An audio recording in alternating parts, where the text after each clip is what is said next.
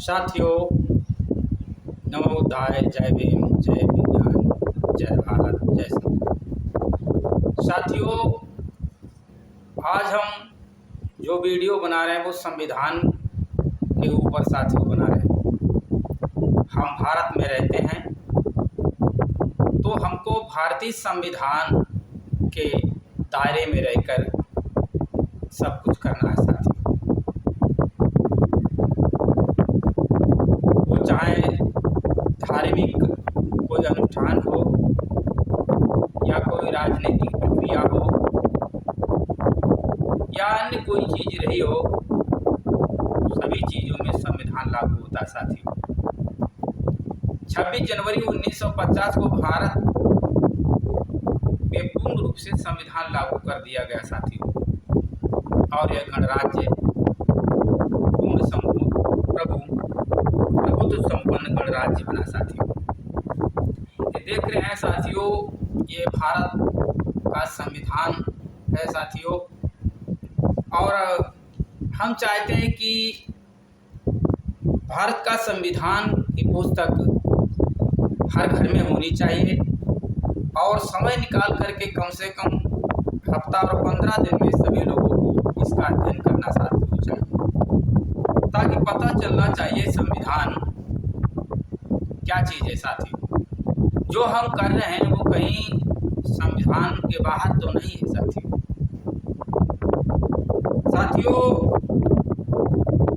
भारत के संविधान की उद्देशिका में लिखा है कि हम भारत के लोग, क्योंकि भारत के लोग तो जो लोग आज शिक्षा की बात करते हैं, सुधार की बात करते हैं, उनसे ज़्यादातर लोग कहते हैं कि आप किसके परमिशन से आए हैं। तो जनता को ये अधिकार है, संविधान ने दिया है कि वो अपनी बात कह सकता है। उसे संविधान के द्वारा लोकतंत्रात्मक गणराज्य बनाने के लिए तथा उसके समस्त नागरिकों को सामाजिक, आर्थिक और राजनीतिक न्याय, विचार, व्यक्ति विश्वास, धर्म और उपासना की स्वतंत्रता, प्रत्यावसर की समानता प्राप्त करने के लिए तथा उन सभ्य व्यक्ति की गरिमा और राष्ट्र की एकता, अखंडता सुनिश्चित करने वाली बंधुता बढ़ाने के लिए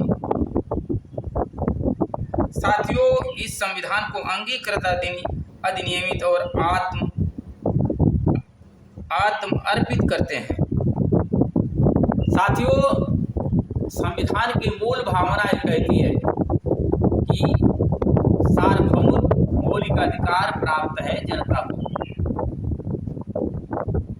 जनता अपनी अभिव्यक्ति की प्रतिक्रिया कर सकती है।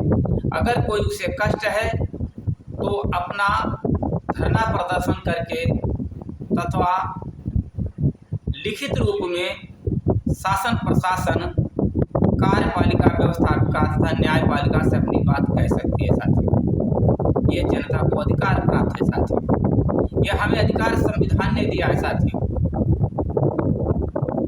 संविधान ने कहता कि ज़्यादा से ज़्यादा लोग शिक्षित हों,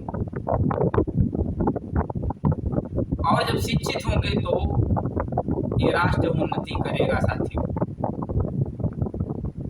संविधान की दृष्टि से सबको पढ़ने लिखने का अधिकार है, सबको अपनी धार्मिक आज़ादी है, सबको अपने व्यवसाय चुनने की आज़ादी है साथियों।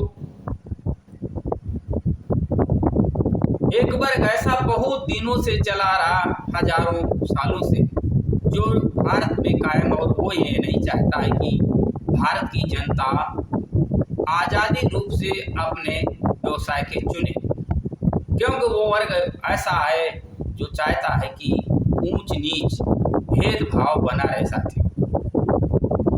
ये दुनिया के तमाम देशों में कहीं नहीं है, लेकिन भारत में ऐसा पाया जाता है साथियों। जहाँ जात के आधार पर यहाँ सारी चीज़ें तय होती हैं, और कर्म के आधार पर, शिक्षा के आधार पर उसे निगलेक्ट कर दिया जाता है साथियों। एक ऐसा वर्ग है जो चाहता है कि शिक्षा का प्रचार प्रसार ना होने पाए। उस वर्ग ने ही, जब अंग्रेजों ने शिक्षा चालू की लॉर्ड मैकाले ने, तो उसका पुरजोर विरोध किया साथियों। उन्हीं लोगों ने संपत्ति का अधिकार मेरे पास रहा, ऐसा उनका विचार है और आज भी है साथियों। वो न चाहते इस देश में समता, बंधुता और भाईचारा बना रहे साथियों, क्योंकि ऊंच नीच की खाई बनी रहे साथियों, ऐसा उनका विचार है साथियों। लेकिन संविधान ये कहता है कि समता, स्वतंत्रता और भाईचारा